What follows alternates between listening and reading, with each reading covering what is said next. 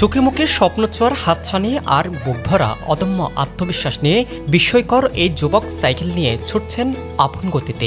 লক্ষ্য একটাই, হিমালয়ের এভারেস্ট জয়ের স্বাদ নেয়া।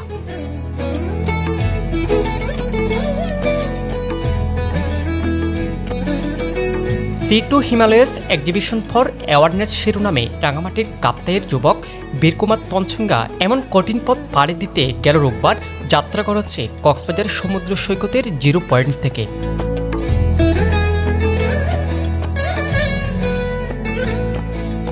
মূলত নেপালের 4টি কঠিন ও challenging trail Manaslu circuit, Annapurna circuit, Annapurna base camp ও এভারেস্ট বেসে গিয়ে লাল সবুজের পতাকা ওড়ানোর স্বপ্নে এগিয়ে যাচ্ছেন তিনি। বীরকুমার মূলত একজন অ্যাডভেঞ্চার, বাইসাইকেল ট্রাভেল ও সোশ্যাল অ্যাক্টিভিস্ট। চাকরি ছেড়ে বেছে নিয়েছেন স্বাধীন এই কর্মকে, যেখানে তার পরিবার ও শুভাকাঙ্ক্ষীদের কারণে এটি সম্ভব হচ্ছে। আমি আসলে একজন বাইসাইকেল ট্রাভেলার এবং সোশ্যাল অ্যাক্টিভিস্ট। আমি সক্রিয়ভাবে কাজ করি। আমি বিভিন্ন রক্তদান, আমার সংগঠন আছে কাপ্তাই ব্লাড ব্যাংক এবং Wagga volunteer. Kaptai blood bank হচ্ছে স্বেচ্ছাসেবী সামাজিক সংগঠন, যেটার মাধ্যমে আমি বিভিন্ন মানুষের সেবামূলক কাজগুলো করে থাকি। সাইকেল নিয়ে এমন যাত্রা বীরকুমারের প্রথম নয়। এর আগে 2022 সালের টেকনাফ থেকে তেঁতুলিয়া পর্যন্ত সাইকেল চালিয়ে যান। দ্বিতীয়বার 2023 সালে 64 জেলা অতিক্রম করেন। তৃতীয়বার 2023 সালে ডিসেম্বরে শুরু করে ভারতের 10টি রাজ্য 71 দিনে অতিক্রম করে 2024 সালে ফেব্রুয়ারিতে তার অভিযান শেষ করেন। আমি সাইকেলে প্রথমে হচ্ছে টেকনাফ থেকে তেঁতুলিয়া, যেটা ক্রস কান্ট্রি এক্সপিডিশন ছিল, তো 1000 কিলোমিটার।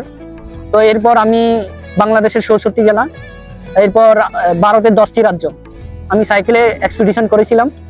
তার এক্সপিডিশনের মাধ্যমে আমি স্বেচ্ছায় রক্তদান এবং জলবায়ু ন্যায় বিচার সম্পর্কে আমি জনসচেতনতা বৃদ্ধি করার কাজ করেছিলাম। এই অভিযানে স্বেচ্ছায় রক্তদান ও জলবায়ু ন্যায় বিচার বিষয়ে জনসচেতনতা বার্তা প্রচারের পাশাপাশি রাঙ্গামাটি জেলা ও জাতিকে বিশ্ব দরবারে পরিচয় করানোটাই প্রাধান্য পাবে।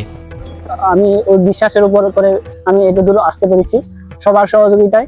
কারণ প্রথম বাধা ছিল আমার আর্থিক সমস্যা ছিল, এই এক্সপিডিশন করতে টাকা পয়সা খরচ হতো। প্রথম থেকে আমাকে বিভিন্ন দপ্তর, বিভিন্ন আত্মীয় শুভাকাঙ্ক্ষীরা আমাকে সহযোগিতা করেছেন বলে আমি এত দূর আসতে পারছি। 2012 সালে এসএসসি শেষ করে ডিপ্লোমা ইন কম্পিউটার সায়েন্স এবং BSc in computer science and engineering শেষ করেছেন এই মেধাবী যুবক। ছোটকাল থেকে তার বিশ্ব ভ্রমণের অদম্য ইচ্ছাশক্তি তাকে আজ 1000 মাইল পাড়ি দেওয়ার শক্তি জুগিয়েছে। তবে কোনো পৃষ্ঠপোষক তার পাশে দাঁড়ালে হয়তো এই বীরকুমারের হাত ধরে দেশের পরিবেশ সহ সমাজে ইতিবাচক পরিবর্তন আসতে পারে।